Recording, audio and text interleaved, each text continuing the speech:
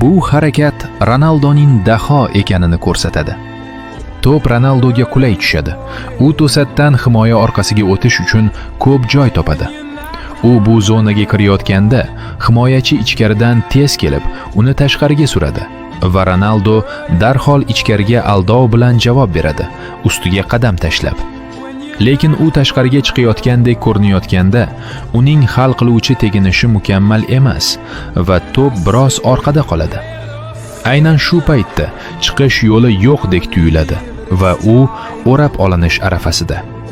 Lekin qarang, u qanday moslashadi. To'pni nazoratini qayta sozlab va darvozadan uzoqlashtirib, Ronaldo tezda boshini ko'tarib, jarima maydoni oldida Agomesni ko'radi. Hamma buni aniq variant deb o'ylaydi. Shuning uchun ichki himoyachi darhol Agomesni to'sishga o'tadi. Bu yagona yo'l deb ishonib, lekin Ronaldo